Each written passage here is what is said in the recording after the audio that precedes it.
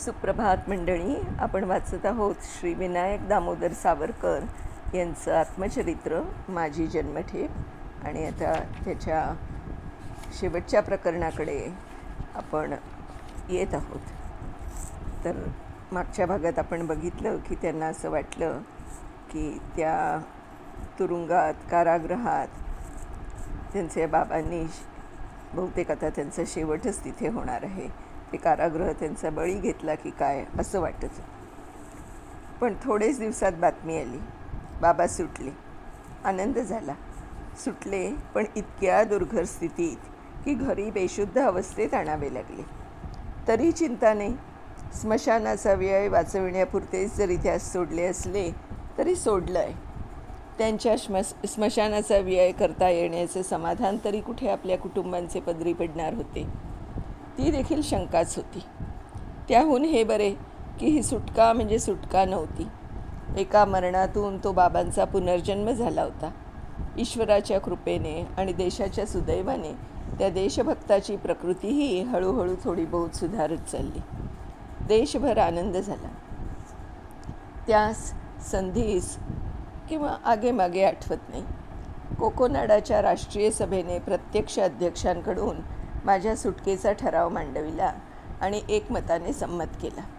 माझ्या आणि त्या उदाहरणाचे परिणामामुळेच इतर सर्व क्रांतिकारक राजबंदींच्या मुक्ततेविषयी राष्ट्रानेच चळवळ केली असता त्यांचीच नव्हे तर त्यांच्या कार्याचीही प्रतिष्ठा राष्ट्रीय स्वरूप धारण करते, अशा हेतूने मी अंदमानापासून जी राजबंदीविषयक सार्वजनिक चळवळ चालवली होती तिचा हा राष्ट्रीय सभेचा ठराव कळस होता. माझ्या बंधूंच्या आणि राजबंदीवानांची सहानुभूती बाळगणाऱ्या सर्व राष्ट्रभक्तांच्या प्रयत्नांचे या ठरावाने नैतिक साफल्य तर झालंच. आम्ही अंदमानातून 1921व्या वर्षी रत्नागिरीस आलो आणि 1923व्या वर्षी रत्नागिरीहून येरवड्याच्या कारागृहात आम्हाला धाडण्यात आलं असं आम्हास वाटतं. सन पडताळून पाहण्यास वेळ नाही. या सर्व जन्मठेपीच्या वृत्तांताविषयीच हे सांगून ठेवणं अवश्य आहे की कालक्रम स्मरणात नक्की नसल्याने थोडा बहुत चुकलेला असण्याचा संभव आहे, पण फारशी चूक नाही. येरवड्यास आमची ही दुसरी भेट. पहिली 1910व्या वर्षी आणि आता 1923व्या वर्षी. त्यावेळेस येरवड्यामध्ये मुळशी सत्याग्रहाचे राजबंदी येत जात असत. त्यातील कित्येकात फटके मारण्यास आलेले होते. त्यांचे तेथे फार हाल झाले म्हणून आम्हास त्यांच्यातील जे थोडे लोक मागे उरले होते ते सांगत. त्याचप्रमाणे तेथे सिंध, धारवाड इत्यादी प्रांतातील असहयोगी खिलाफती हिंदू आणि मुसलमान राजबंदीवानही असत. त्याहूनही आम्हास आश्चर्य वाटणारी घटना घडली म्हणजे ती होती की तेथेच अंदमानातून हिंदुस्थानात सरकारने परत आणलेले आमच्या सहकष्टभोगी मित्रातील लाहोरच्या खटल्याचे अनेक शीख आणि इतर राजक्रांतिकारक जन्मठेपीचे राजबंदी होते. त्यांची आमची भेट जरी आम्हास एका बाजूस प्रथम बंद केले होते तरी अंतस्थपणे झाली तेव्हा आपल्या जीवलग लगास भेटावं तसा आनंद झाला. परस्परांच्या नेत्रात अश्रू उभे राहिले. अंदमानात आम्ही एकत्र दुःखे भोगलेली होती. त्यांच्या किंवा आमच्या मनात पापाचा संचार होता, तर गुप्तकटांची माहिती देऊन आणि इतरांच्या गळ्यास फासात गुंतवून आम्हातील कोणासही आपली मुक्तता एक दिवसात करून घेता येते. पण ईश्वराने तशी कुबुद्धी कोणासही दिली नाही. यातनांचे तीक्ष्ण अंकुश हृदयात रुतत होते, पण ते सहन करीत एखाद्या हटेल हत्तीच्या पंक्तीप्रमाणे आम्ही क्रांतिकारक पुढे पाऊल टाकवत नाही आणि मागे पाऊल टाकणं नाही अशा पेचात ठीकच्या ठिकाणी ठाण मांडून उभे होतो. भोवती छळाचा बाणवर्षाव सारखा चालला होता. त्या क्रांतिकारकांविषयी त्या नवागत असहयोगी राजबंद्यांची फार विकृत समज झालेली होती. ते असहयोगी त्या जुनाट झुंजार राजबंद्यास गुप्तकट करणारे कोणी पापी समजत, कोणी 2 वर्ष 2.5 वर्ष शिक्षा घेऊन आलेल्या त्या राजबंद्यात कित्येक असे अननुभवी आणि अर्ध्या हाळकुंडात पिवळे होणारे होते की त्या 10-10 वर्षे काळे पाण्याच्या कष्ट सोसलेल्या आणि सशस्त्र झुंज घेतलेल्या शिखाधिक क्रांतिकारक राजबंदीवानांपुढे आपल्या दीड वर्ष शिक्षा भोगणाऱ्या सत्याग्रहाचा डौल सांगू पाहत आणि त्यास तुच्छ लेखू इच्छित. मी या सर्व अज्ञ लोकांच्या डोळ्यात सरसरीत अंजन घालण्याचा आरंभ केला. त्यास हिंदू संघटनांचे नाव देखील राष्ट्रघातक वाटे. प्रामाणिक परंतु अत्यंत विपर्यस्त अशा या त्यांच्या समजुतीचा आम्ही तीव्र निषेध करू लागलो. आम्ही एका झाडावर चढावं, या राजबंदीवानांनी एक पहाऱ्यावर ठेवून इतरांनी पलीकडच्या पटांगणात जमावं आणि चर्चा सुरू करावी. अर्धा तास राजकीय आणि संघटनाविषयक चर्चा अशा स्थितीत त्या झाडावरून आम्ही करावी. पुढे आम्हास त्या राजबंद्यांच्याच पटांगणात ठेवण्यात आले. तेव्हा तर आम्ही आमच्या नवागत देशबंधूस राजकारणाच्या आम्हास त्यावेळी विकृत वाटणाऱ्या कल्पनेच्या तावडीतून सोडवण्यासाठी दर दिवसा 2 दिवसाआड चर्चेच्या आणि व्याख्यानाच्या बैठकी तिथेही अंदमानप्रमाणे सुरू केल्या. हळूहळू त्यात ते सर्वजण भाग घेऊ लागले. आम्हास यावेळी विपर्यस्त वाटत अशा त्या नवागत राजबंद्यांच्या सर्व समजुती आम्ही कोटीक्रमाच्या आणि इतिहासाच्या आधाराने पार उधळून दिल्या आणि त्यांच्यातील अनेक विपथगामी अननुभवी राजकारणात अज्ञ परंतु प्रामाणिक देशभक्त तरुणांनी अंती त्या अंदमानातील राष्ट्रीय सेनेच्या तत्त्वाचा आणि कार्यक्रमाचा स्वीकार केला.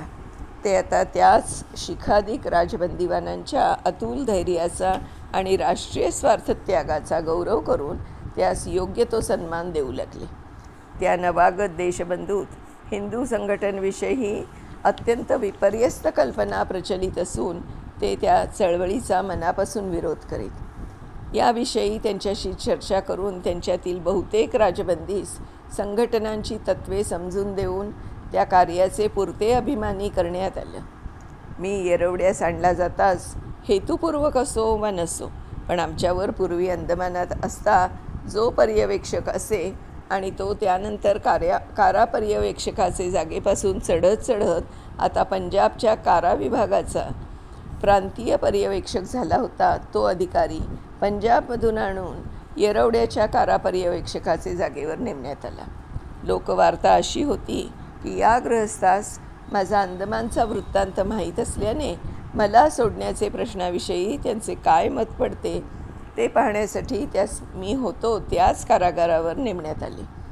कसेही असले तरी त्यांच्या येरवड्यात येण्याने अंदमानातून परत आलेल्या आम्हा राजबंद्यास एक प्रकारचा आनंदच झाला, कारण त्या गृहस्थांचा स्वभाव एक प्रकारे मोकळ्या मनाचा आणि मनुष्यास जाणणारा होता.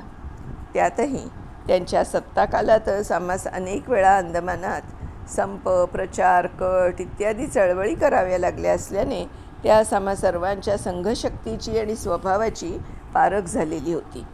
तेव्हा आमच्या प्रकरणी ताणीत न बसता शक्यतो आमच्या न्याय मागण्या विकोपास जाण्यापूर्वीच पटकन मान्य करण्याचे धोरण त्यांना पटलेले होते. हे अधिकारी पर्यवेक्षक होऊन येताच त्यांनी मला कोठडीतून काढून क्विनीनच्या विक्रीचा जो एक कारखाना आहे त्या कारखान्यावर मुख्य नेमले.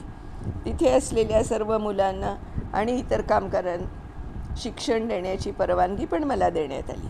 रत्नागिरीप्रमाणेच येरवड्याचे ग्रंथालय सुधारण्याची खटपट मी हाती घेतली आणि नवीन पुस्तके, विशेषतः त्या दरिद्री मराठी पुस्तकांच्या ज्या 1-2 किडलेल्या पेट्यास ग्रंथालय हे नाव होते त्यात कोणती हवेत त्याचंही टिप्पण झालं. हिंदी, मराठी इत्यादी उत्तम पुस्तके आम्ही त्यात टिपून ती सरकारी रीतीने मागवण्याची परवानगीही मिळवली. त्यानंतर ती पुस्तके तशी आली की नाही हे पाहण्यास आम्ही तिथे राहिलो नाही. येरवड्यास इतर चळवळींबरोबरच आम्ही शुद्धी प्रकरणही हाती घेतले. त्या सर्व वृत्तांताचे निदर्शक म्हणून एक महत्त्वाची शुद्धी तेवढी त्रोटक आणि त्रुटीतपणे इथे कथन करतो. तेथील एक प्रमुख अधिकारी मद्रासकडचे असत. त्यात पाहिले तेव्हा ते नखशिकांत युरोपियन वेशात मढलेले आणि स्वतःस ख्रिस्ती म्हणून सांगण्यात एक प्रकारचा आत्मगौरव समजणारे होते. परंतु त्यांच्या मनात धर्मविषयक भावना बळावून पुन्हा हिंदू व्हावं असं वाटू लागलं. पण त्यांचे एक लग्नही ख्रिश्चन समाजात झालेले होते.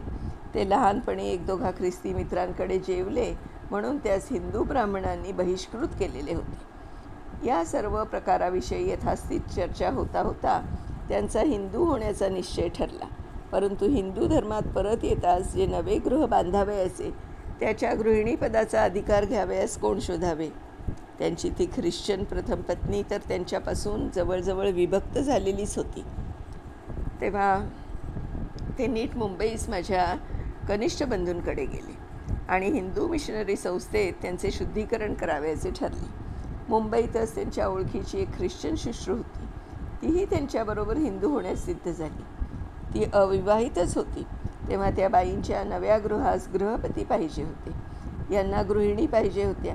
अर्थातच परस्पर मागणीच्या आणि पुरवठ्याच्या उलाढाली होऊन त्या दोघा जणांची शुद्धी आणि लग्न एकाच दिवशी उरकण्यात आलं. हे अधिकारी महाशय आपल्या हिंदू स्त्रीसह ज्या दिवशी येरवड्यास परत आले त्या दिवशी ती विलायती टोपी जाऊन देशी वेशात एखादा पुणेरी ब्राह्मण दिसावा तसे अवतीर्ण झाले होते. त्यांच्या दारापुढे रांगोळी घातली जाऊ लागली. घरात श्रीरामाची आणि कृष्णाची चित्रे शोभू लागली. गृहिणीचे कपाळी कुंकुम आणि गृहपतीचे भालावर तिलक चमकू लागला. काय हो, आम्ही आता आपल्या हिंदू आचाराप्रमाणे आणखी कोणता संस्कार करावयास हवा, ते अधिकारी म्हणाले. आणखी काही नको, हसत उत्तर दिले. आता एक सत्यनारायण तेवढा ठोका की झालं. त्याप्रमाणे त्यांनी सत्यनारायण केला. त्यावेळी प्रसादास जाऊन येण्याविषयी सर्व कारकून, शिपाई, ग्रामस्थ यांची मने प्रथमपासून प्रवृत्त करून ठेवलेली होती. सत्यनारायणास सर्वजण आलेले पाहून हिंदू समाजाने आपणास खरोखरच परत स्वीकारले याविषयी त्या 25 वर्षे दुरावलेल्या सद्गृहस्थास विश्वास पटला. त्यांच्या मद्रास कडील कुटुंबासही पत्रे गेली. त्या हिंदूकृत जोडप्याचा संसार हिंदू धर्माप्रमाणे आनंदाने चालत असल्याचे आम्हास पुढे कित्येक वर्षेपर्यंत वारंवार कळत असे. मागे आम्ही उल्लेख केलेले अंदमानामधून पूर्वी पर्यवेक्षक असलेले आणि पंजाबमधून येरवड्यास आम्ही तिथे येण्याच्या संधीसच आणण्यात आलेले येरवड्याचे पर्यवेक्षक आम्हास वारंवार विचारित, तुम्ही सुटल्यावर काय कराल. आम्ही त्याचं ठरलेलं उत्तर देत असू की ज्या परिस्थितीत आम्ही सुटू त्या स्थितीवर आमचे पुढचे उद्योग अवलंबून असणार.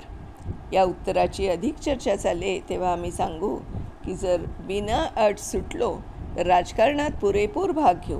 पण राजकारण कशा प्रकारचं तेही अर्थातच परिस्थितीवर अवलंबून राहणार. जर सध्या दिलेल्या अधिकारांच्या फळातून पुढील अधिकारांची बीजे उत्पन्न होत गेली, ती रुजली आणि या परंपरेने सुधारणांच्या विकास उत्क्रांती होत चालली, तर अर्थातच आम्ही आमच्या प्रतियोगी तत्वानुसार शांत आणि वैध मार्गानेच राजकारण चालवू. जर राजकारणात पडण्यास काही दिवस बंदी झाली तर बिनराजकारणी उद्योगातच अटींची ती अवधी व्यतीत करू.